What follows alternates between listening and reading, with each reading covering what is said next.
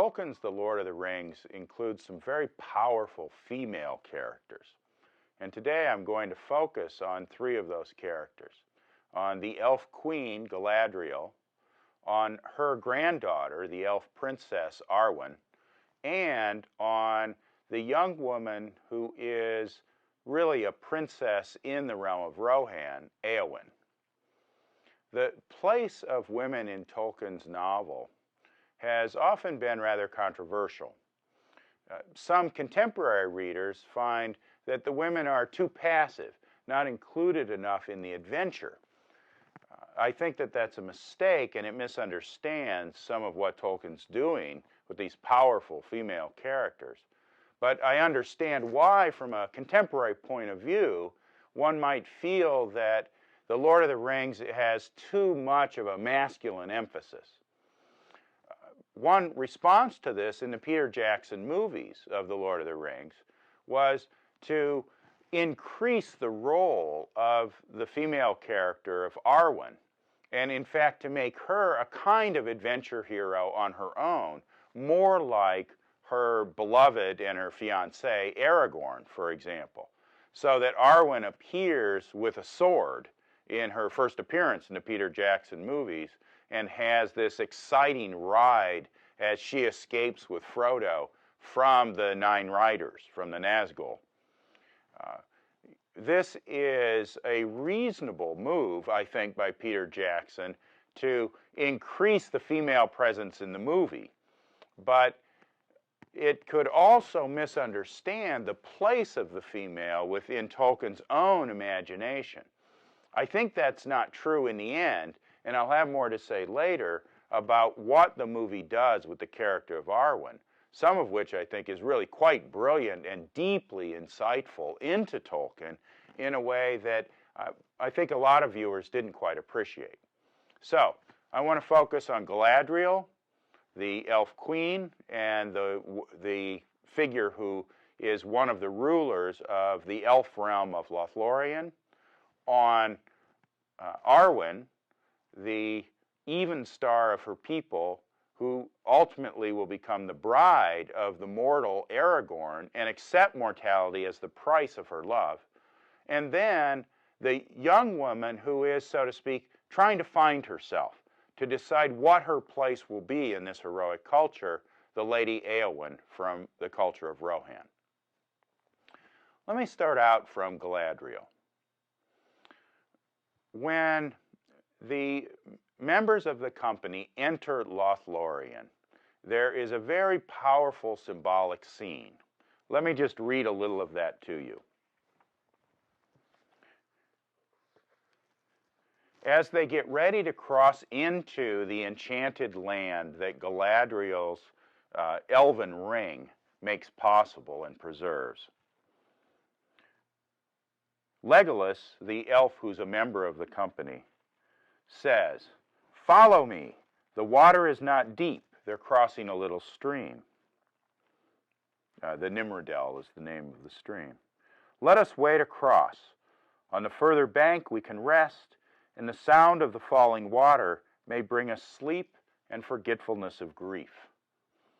So, Galadriel's realm is characterized as a place of rest and forgetfulness of grief, and so it's a positive forgetfulness, but it could go along with something negative.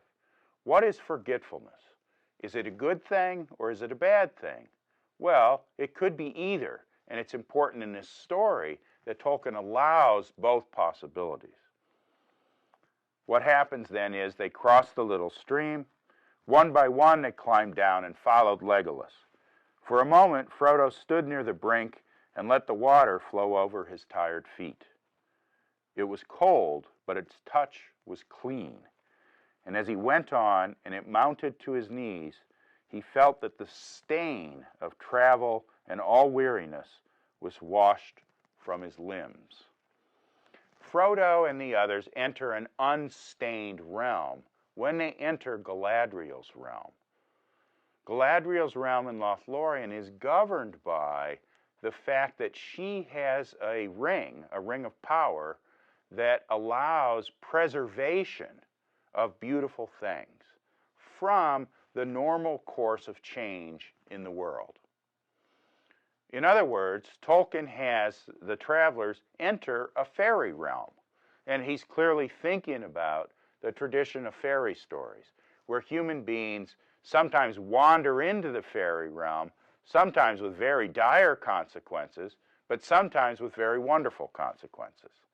The ambiguity of a human entering the fairy realm is a crucial aspect of the storytelling of the Lord of the Rings. And it's figured, especially with Lothlorien, as something that's governed, you might say, by female beauty and female virtues. So, the fact that the travelers are all male and that they're entering into a realm where there's this beautiful woman they all have a kind of crush on, that sounds like a description at a high school kid's level, but in fact, it's part of the emotional energy that Tolkien wanted to capture in scenes like this. What is it like to enter an unstained realm that's unchanging, in which time doesn't seem to move? That's a complicated thing for a human being to do. It seems to lift us up above our normal human limitations, but at the same time, it seems to promote a kind of forgetfulness about our human tasks that take place, after all, in a world that's imperfect, a world of change, a world of struggle and challenge. If we could simply opt out of the heroic world of struggle, what would we be left with? We might live perfectly pleasurably, but it's hard to believe we'd ever become heroes under those conditions. This idea of Lothlorien as an unstained world, and therefore as a kind of perfect world, but a world whose perfection might lead us to forget the very tasks that we've come to Lothlorien for rest in order to accomplish those tasks. That problem of forgetfulness is one that Tolkien is reflecting on in a very powerful way. Let me mention one other passage that I think is very important for this notion of the unstained world. A little on, there's this wonderful passage when Frodo's blindfold is taken off. Remember that the travelers had to be blindfolded as they traveled through Lothlorien. When his blindfold is taken off, and he first has a vision of how beautiful and perfect everything is that's before his eyes. And Tolkien gives a description that is very painterly. Clearly, he's influenced by, especially, I think, pre-Raphaelite styles of paintings here. And Frodo says that he saw no, or the narrator tells us of Frodo, he saw no color but those he knew, gold and white and blue and green, but they were fresh and poignant, as if he had at that moment first perceived them and made for them names new and wonderful. It goes on to say, on the land of Lorien there was no stain. So, this word stain is thematic for Tolkien. Part of the way that Tolkien works is to have key words that provide linking devices between different passages. And he wants you to read one passage in light of the other by following those key words. I find as a teacher that something that helps my students be better readers of a writer like Tolkien, and not every good writer is this kind of writer, but a writer like Tolkien, is to tell them, don't underline or highlight the sentences you think are important. Instead, circle the words that you find are active. Tolkien's mind works not by a series of propositions that make claims on us, but by building up a whole network of imagery that becomes powerful for our imagination. We, so to speak, find ourselves in Lothlorien because Tolkien has given us a language that lets us cross that little stream too, into a world of forgetfulness, but therefore a world of visionary beauty. So, one of the activated words here is the word stain. We would love to escape our stained world. Who of us doesn't experience our world as being stained? The beauties all seem somehow to be compromised or to be challenged, to always have some weakness. We would all like to be able to have a harvest that had in it nothing but wheat, and yet it's always mixed with the chaff. So it is for us human beings. Part of entering the fairy realm, the elf realm, is to enter a world, at least for a little while, where we can experience the restfulness and the forgetfulness of the difficulties of separating wheat from chaff. We can live in a world that's nothing but the harvest, and the planting and the reaping have already been done for us. This fantasy, and it is a fantasy after all, that we enter a world where the work has already been done for us, is a very, very old idea. I think that Tolkien's representation of the Lady Galadriel has been influenced by one of the oldest workings out of this theme that we have in Western culture, Homer's Odyssey. The place of Galadriel within the Lord of the Rings is very reminiscent of the place of some of the primary female characters in Homer's Odyssey. In particular, the character of Circe. Circe is a witch, but when Odysseus's men enter into her realm, she enchants them and they turn into swine. That is to say, they turn into creatures who are completely consumed by the sensual enjoyments that are provided in her protected realm.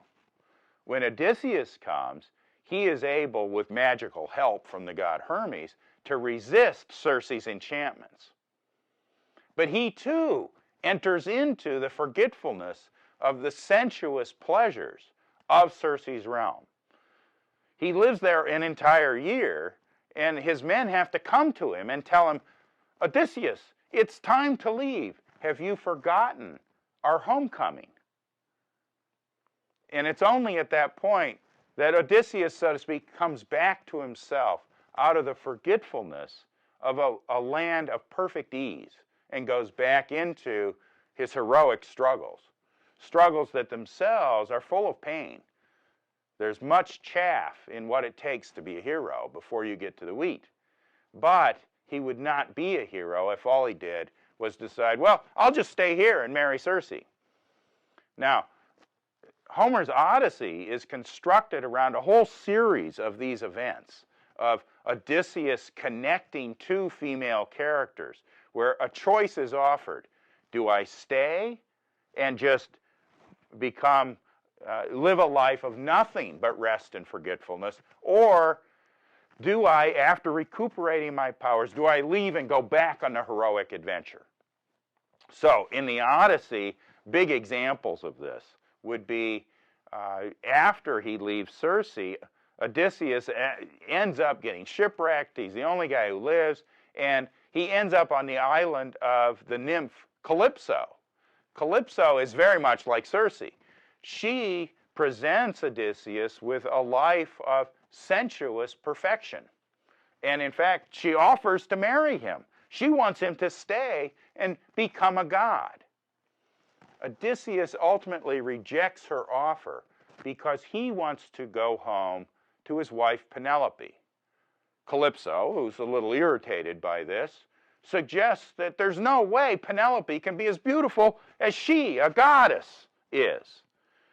But Odysseus, though he concedes that point, makes it clear that he wants to stay a human.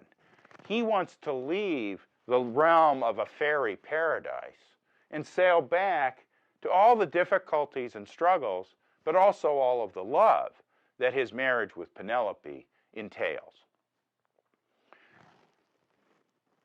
Another, probably the most potent example of this problem, that we have a fantasy of sailing into an unstained world of nothing but rest and sensuous indulgence, but yet we ultimately have to leave. The most powerful aspect of this in Homer's storytelling is when Odysseus leaves Calypso on a raft and ends up shipwrecking on the island of the Phaeacians. And Odysseus, naked and covered with salt brine, is hiding his nakedness with a tree branch. The whole scene is a comedy. It's meant to be funny. And he's discovered by a group of young girls, but old enough girls to be thinking about getting married, who are playing there. And their leader is the princess Nausicaa. Nausicaa sees this interesting man, and the goddess Athena helps out by making Odysseus extremely handsome. And she starts to think, ooh, this might be a man I could marry. And Odysseus lets her think that, so that she will introduce him to her mother and father, who are the king and queen of this fairyland that he's now entered. The Phaeacians live a life of sensuous perfection. Homer actually uses the word automatic to describe their lives because they have labor-saving machines. So Odysseus enters this realm, but he's not willing to stay. The offer of staying is he can marry the princess Nausicaa. And her father, Alcinous, actually makes that offer to Odysseus, but he declines it. He wants to go back to his Penelope. And so, with Circe, with Calypso, and with the Phaeacians and Nausicaa, in all of these cases, Odysseus enters a fairy realm in which he can rest and have forgetfulness of grief. But he has to force himself to leave. Sometimes his men have to remind him to leave. So, as Homer understands the story of the hero who's trying to return home, an important part of interrogating the nature of that heroism is to offer the hero what one is tempted to call female temptations to a life of ease that removes him from the struggle to get home against terrible obstacles. It's always on offer for the hero, you might say, to stop being a hero and simply to live a happy domestic life. This theme also is present in Homer's Iliad, where Achilles has to give up the possibility of living a quiet, long, happy life back at home, but with no fame, that is, with no heroism, in order to avenge the death of his great friend Patroclus. But avenging Patroclus' death brings with it for Achilles an early death for himself. He chooses fame and heroism over a quiet domestic life that would take him out of the struggles of heroism. So, Homer's imagination, and therefore the epic imagination in European culture, is organized around this problem, or at least, let's say, this ambiguity. On the one hand, we have this powerful fantasy that leads us to want to find a fairy realm, an enchanted realm, that removes from us all our pain, all our trials. We would all like to live, let's say, in the Garden of Eden. But yet, our real human life is the life after the fall, the life in which we've been expelled into a world of labor and struggle. And we find our true dignity within that world of work, of labor. Tolkien, too, is very much influenced by this Homeric tradition that we see embedded in the Odyssey in such powerful ways. I don't say he copied it from the Odyssey, though I think he certainly was a very observant reader of the Odyssey, and so it's a part of his own sensibility. And of course it has a biblical resonance too, with the notion that we've been expelled from the Garden of Eden for a world defined by labor, both for men and for women. So, the picture of the travelers entering the unstained world of Galadriel is very inviting, and it's presented by Tolkien as a positive thing. We think of Galadriel as a good person, right? As somebody it's good to go to. But the ambiguity about entering into that kind of enchantment that makes for us an easy life, the ambiguity of that is something that might provoke forgetfulness of our true tasks, of our real labor in this world, is ever present every time the question of Lothlorien and Galadriel comes up.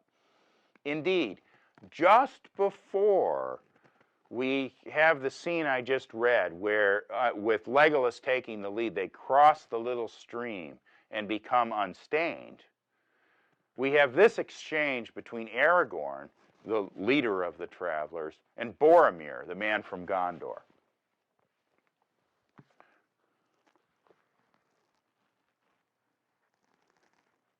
Boromir says, as they're about to enter Lothlorien, "Is there no other way?" Aragorn is surprised by this. He says, "What other fairer way could you desire? If you've got an offer to enter into fairyland, shouldn't you just take it? Why would you be worried about that?" Well, here's what Boromir says. "By strange paths has this company been led, and so far to evil fortune. And now we must enter the Golden Wood, you say." That's the name of Lothlorien in his language. "But of that perilous land we have heard in Gondor, and it is said that few come out who once go in, and of that few none have escaped unscathed." Now, here Tolkien, and he talks about this in other places, is clearly using a tradition about humans entering fairyland, undergoing various kinds of magical transformations, and returning in some way that's changed, often for the worse. Often their lives are destroyed by their engagement with the fairy realm. So, unscathed and perilous. Those are the two words that now you should have circled if you're a reader. Those are the words that Tolkien is activating, particularly that word perilous. Aragorn responds to Boromir's doubts with something that I'm tempted to call dismissive. There is something true about Boromir's worry of how perilous it is for a human being to enter this sort of fantasy, this realm in which we rest and become forgetful of our true heroic tasks. Tolkien, part of his great art as a writer is to make us sympathetic with the things that ultimately are highest or best, like the transcendence of the elves in the realm of Lothlorien, but to always leave available to us a thought that chastens our simple embrace of what's highest, because we understand that our path, our human path to what's highest, is always the path of work and labor. It's never re-entering into the Garden of Eden. It's always to remember the Garden of Eden so that it orients our search.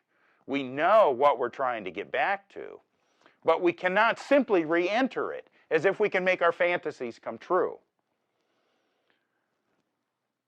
Boromir's worries, his wariness of entering the fairy realm, is appropriate. It has something that's right about it. But what Aragorn says to him is, so Boromir's just said, few have escaped unscathed when they enter into this fairy realm of the Golden Wood. Aragorn says, say not unscathed, but if you say unchanged, then maybe you will speak the truth. Say not unscathed, but if you say unchanged, then maybe you will speak the truth. And Boromir says, then lead on, but it is perilous.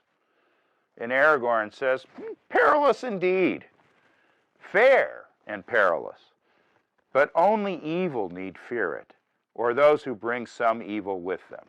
Follow me. Fair and perilous, but only evil need fear it, or those who bring some evil with them.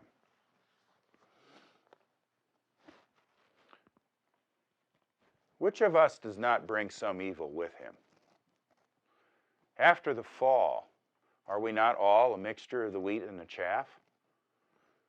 Does not Boromir have an important truth here that Aragorn has not fully acknowledged? Is there a danger about allowing our fantasy of entering this fairyland to distract us from the imperfections of human life that are absolutely essential to our lives as heroes, or at least as people who stick to the difficult tasks that have fallen upon us? I think that every reader of The Lord of the Rings immediately takes Aragorn's side in that little exchange between Aragorn and Boromir. And indeed, we're supposed to take Aragorn's side. But we're not to forget about the truth that lies behind what Boromir says.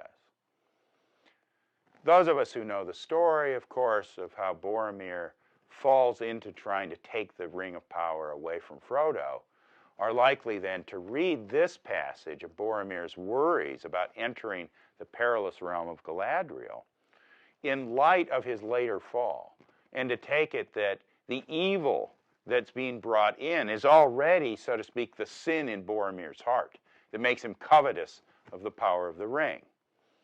And of course, we wouldn't be entirely wrong if we thought that. Tolkien has set up the plot and indeed has circled the activated words about peril in such a way that we will think that. But at the same time, he has given us a model, a template in these myths about the fairy lands that one could enter, as in the Odyssey or as in the book of Genesis, that allows for a much richer interpretation in which we cannot simply congratulate ourselves. Oh, well, I'm not like Boromir. I could enter Galadriel's realm and I wouldn't bring any evil with me, so it wouldn't be any problem. Of course, we always flatter ourselves when we read that we're like the characters who are most heroic, rather than like the characters who fail. Tolkien will let you do that on your first reading. But clearly the novel has been constructed so that on a second reading, you become more deeply sympathetic with the position of somebody like Boromir. Tolkien, being a subtle writer, does not confront you with that immediately. He gives you, so to speak, the easy reading, where Galadriel and Aragorn have all of the right on their side, rather than Boromir. But he plants the seeds that will grow into a richer appreciation of the ambiguities that lie behind this fantasy of the fairy realm. It's associated then with Galadriel's beauty and how we're tempted to stay with her beauty rather than to go on with what I'm tempted to call our manly tasks. How does Tolkien work this magic on us? That he gives us the beautiful picture of what a Garden of Eden would be like, and yet at the same time also gives us resources to resist that simple picture of the Garden of Eden. He does it by turning to Boromir's brother, Faramir. Now, he separates these by some 300 pages, but he gives us Faramir, who's a more sympathetic character than Boromir, reflecting on exactly the same problems, to give us a more subtle and I think a more complete view of where this debate between Aragorn and Boromir just gave us two very fixed views. Faramir has a richer view that appreciates both perspectives. So, this is much later in the novel, when Frodo and Sam are telling Faramir about their adventures that have brought them to this point. And they tell Faramir some about passing through Lorien and interacting with Galadriel. And here's what Faramir says to that story. You passed through the hidden land. but it seems that you little understood its power. If men have dealings with the mistress of magic, who dwells in the golden wood, notice he calls her the mistress of magic. He thinks of what goes on with Galadriel's power as itself a form of magic. You'll remember in the Mirror of Galadriel passage that it was Sam who wanted to see some elf magic. And so Galadriel invites him to look in the Mirror of Galadriel. But she herself doesn't use the word magic to describe that. She says she doesn't really understand that word. Faramir is outside of an elvish understanding. He cannot live in the fairy world, in that world of transcendent value. For Faramir, the cherubim with the flaming sword still stands outside the garden. He cannot re-enter that life, but yet he can appreciate the goodness of that life. For Boromir, there was nothing but the thought of its peril. For Faramir, the thought of its peril is there, and you can see that the word magic shows he can't fully appreciate that realm, but yet he can see it as something worthwhile. So he goes on to say, if men have dealings with the mistress of magic who dwells in the golden wood, then they may look for strange things to follow, for it is perilous for mortal man to walk out of the world of this sun, and few of old came thence unchanged, 'tis said. Now, notice the difference between Faramir and his beloved brother Boromir. Boromir said, it's perilous to go in because anybody who comes out will not remain unscathed. Faramir instead uses the same word that Aragorn used. When Aragorn says, don't say you won't be unscathed, say you won't be unchanged. And so now, 300 pages later, Tolkien, putting some demands on your memory, I admit, circles that activated word one more time. Because Faramir says, few of old came thence unchanged. Faramir sees that it's not all a matter of being controlled or manipulated by the fairy powers, but that our entry into the fantasy of that perfect fairy realm, one governed by a female principle, is itself something that has dangers associated with it. Aragorn makes it sound like when you move from the word unscathed to the word unchanged, you've washed away all of the stain of the danger of entering into the fairy realm. But not so Faramir. Faramir has a more lively appreciation of the limitations in that human fantasy of a perfected realm. We all long to live in that perfected realm, but at what cost? What would we do to make that perfection come true? Would we ourselves be willing to wield a ring of power like Galadriel does? Galadriel preserves her unstained realm with a power that would corrupt a human being. Indeed, Tolkien lets us wonder if that power has not corrupted the elves themselves. The elves claim that their rings have never been stained by the hand of the Dark Lord Sauron and his one ring of power. So they claim, but yet, when the one ring disappears, so does the power of their own rings. Tolkien leaves it open for us to wonder if the fantasy of a perfect realm necessarily goes along with indulgences in powers that themselves will essentially corrupt us. Of course, we're all tempted by power, political power, institutional power, personal power within our families. We're all tempted by powers that will let us make things perfect. We don't want the chaff mixed with our wheat, but yet it's only a recognition that the chaff will be mixed with the wheat that makes it possible for us to live decent lives in which we are not captured in the way Boromir does by a fantasy of perfected power. Faramir returns to this question a little later, when Sam asks Faramir to tell him more about the elves, because Sam loves stories about the elves. And Faramir says, I am not learned in elven lore. But he says, in the old days, the men of my race, the men of the West, were much closer to the elves and lived with them and knew much more about them. He said, but then he says this about where we stand now.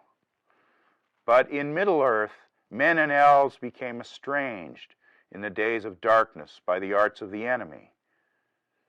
Roughly speaking, by the fall, by being expelled from the Garden of Eden, where we were close to the gods. And by the slow changes of time in which each kind walked further down their sundered roads. Men now fear and misdoubt the elves, and yet know little of them. And we of Gondor grow like other men, like the men of Rohan. For even they, who are foes of the Dark Lord, shun the elves and speak of the Golden Wood with dread. Faramir is referring back to something that Éomer had said when he first met with Aragorn and Gimli and Legolas, when they had mentioned that they had their cloaks from Lothlorien. Éomer became very suspicious of them because, as he said, so you've been with the Witch of the Golden Wood. So both Éomer and Boromir, but also Faramir, express a wariness about entering that enchanted realm. But Faramir does not leave it where his brother did. You shouldn't go into the enchanted realm. Don't have anything to do with that. He doesn't leave it there. What he says is, yet there are among us still some who have dealings with the elves when they may, and ever and anon one will go in secret to Lorien, seldom to return. Boromir was right. Seldom to return. Not I, says Faramir. I do not try to enter the elven world, for I deem it perilous now. Perilous. But now, not always, but now, given the human condition as it is, for mortal man willfully to seek out the elder people. Yet I envy you that have spoken with the White Lady. So, in this passage, Boromir shows his kinship with his brother, his worry about the peril of entering into that perfected elven realm. And he says, as humans are now, we cannot enter that realm. The changes likely to occur to us by trying to live out that fantasy will make us worse people. We see an enactment of that in a way, in the way that Boromir is overcome by a desire for power so that he can make things right. And that's the way the ring works on everybody who's tempted by it. They would use it to make the world perfect. But of course, the power they would have to wield to try to make that fantasy come true would make them worse people. So, Galadriel, as this powerful female principle, is, so to speak, the representation of both the promise that we can understand ourselves better by longing for that perfected world, but also a female principle as a kind of temptation to take a shortcut to that perfection, to think that we, by our own power, can enter into that perfected realm. And Boromir and Faramir share the perception that we need to discipline ourselves here and now as human beings to be oriented toward that perfection without thinking that it can be accomplished in a this-worldly way. We long for the wheat, but we have to accept that in this world it's always mixed with the chaff.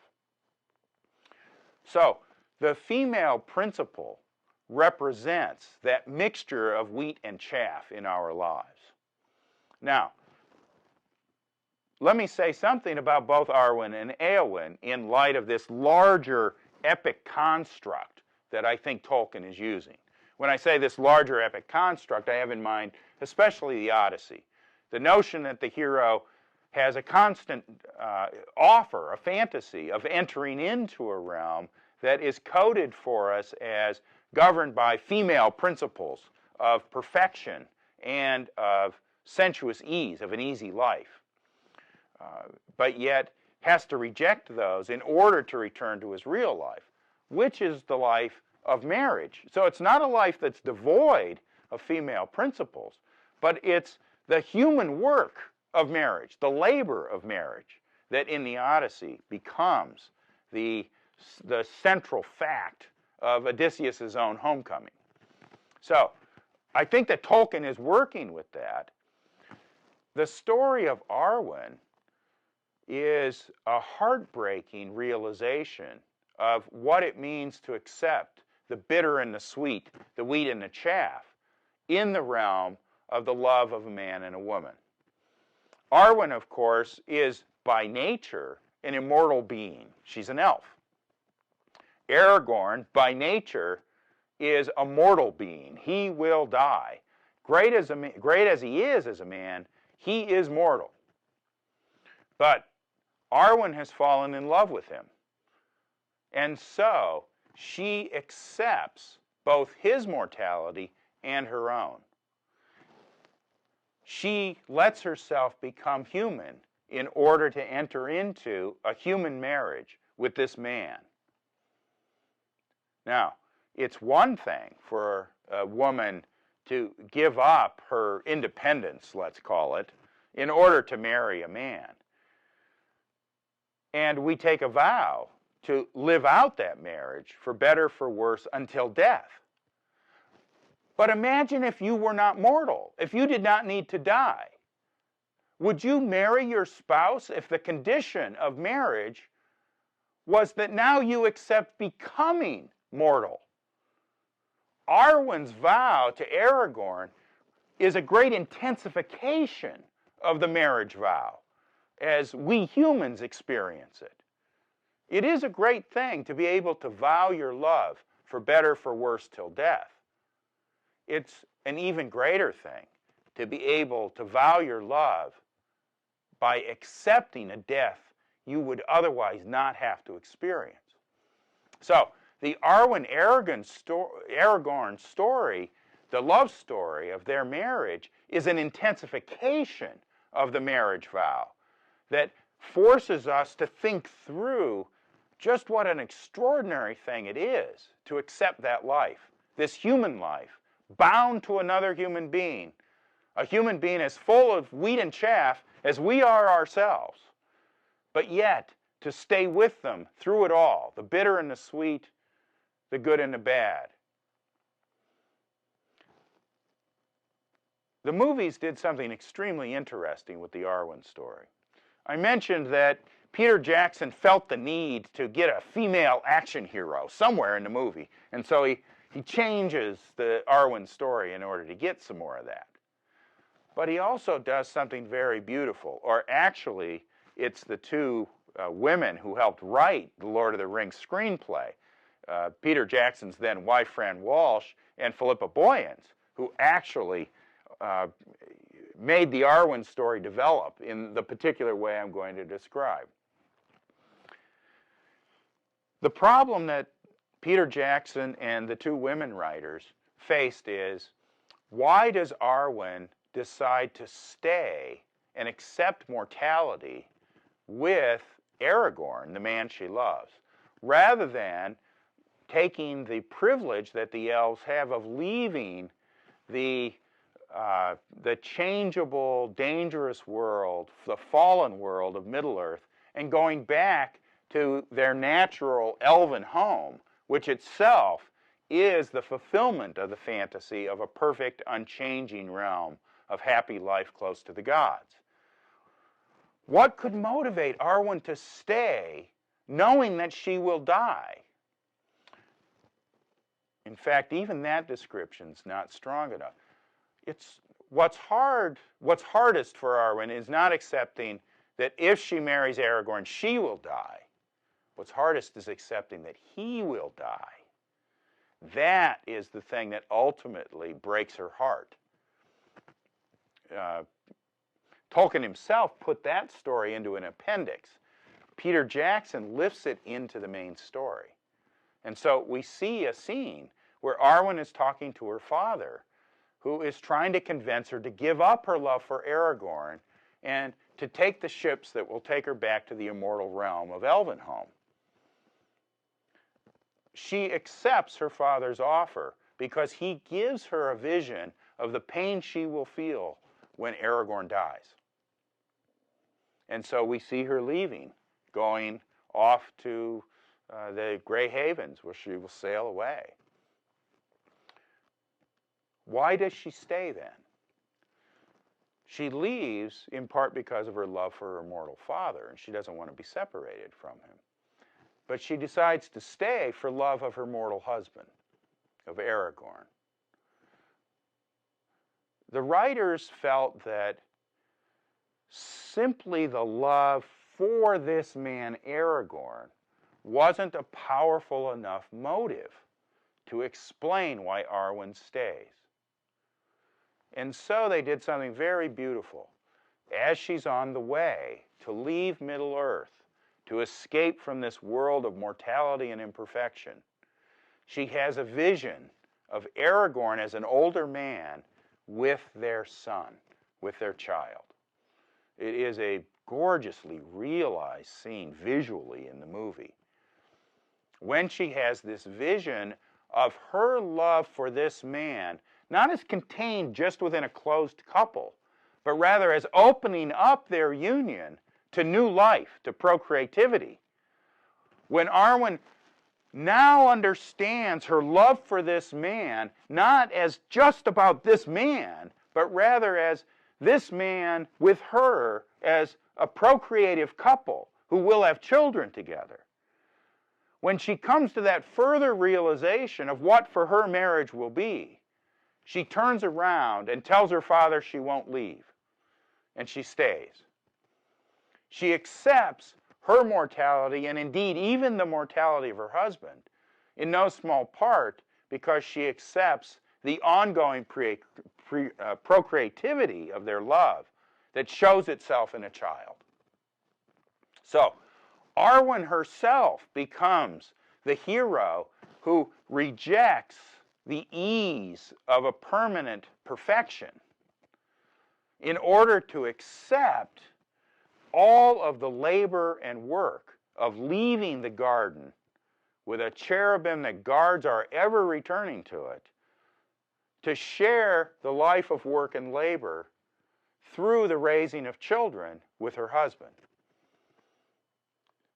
The movie makers, without thinking about it, have turned their movie into one of the most Catholic romances you will find in modern cinema. Children mostly enter into modern romance movies only as comic obstacles to the union of the two people. You're about to make love and your children run into the room or some such thing. Not in the Lord of the Rings movies. Here, it's Arwen's understanding, not just of her own fertility, but of the idea that as a couple, they will have children together. It's that understanding that propels the very nature of her love, a love that now can withstand the fact of mortality, to make that love until death. So, the movie actually recaptures a very ancient epic tradition, the tradition in which Odysseus leaves all of the offers to stay in fairyland in order to go back to a real domestic marriage with his wife Penelope. But it inverts the genders and gives that decision to Arwen, the elf princess, when she decides to stay and marry Aragorn. It's a wonderful aspect of the movies, maybe made all the more wonderful by not being fully understood or fully intentional in the movie makers themselves. They followed their hearts, not their minds, when they found that version of the Arwen story. Let me say a little bit then at the end here about the Éowyn story. So Éowyn is a young woman. She's basically the age of my students in college. She's in her early 20s. And she would love to live a heroic life. But she can't because she's a woman. She's constrained to live a domestic life within a culture that's a warrior culture.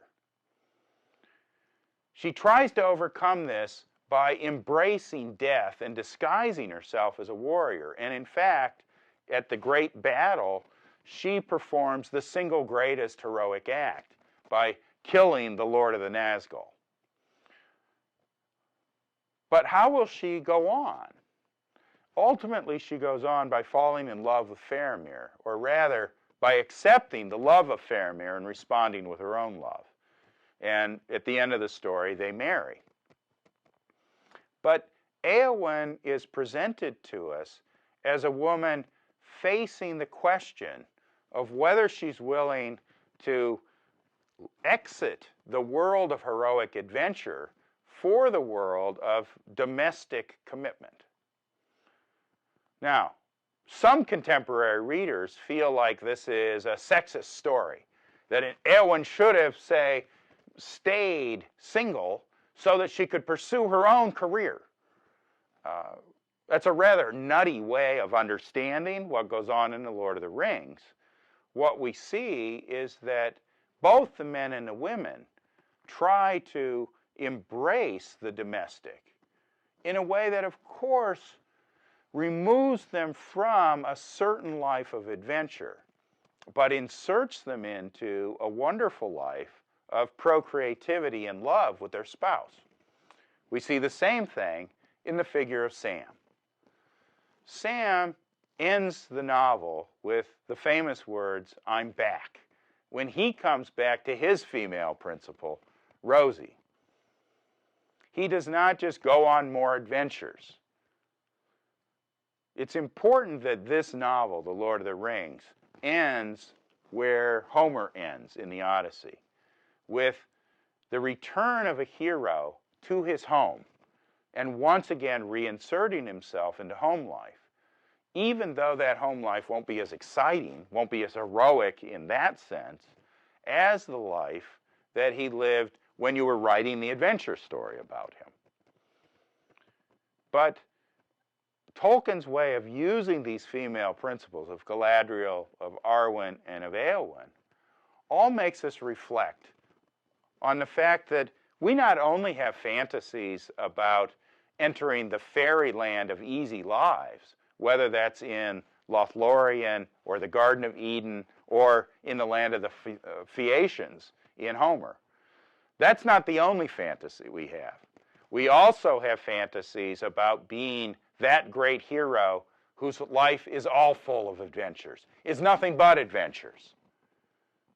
In the end, it takes as heroic a choice to commit oneself for better, for worse, till death to one's spouse and children, as it does to go off on yet another adventure in which you would forget your homecoming.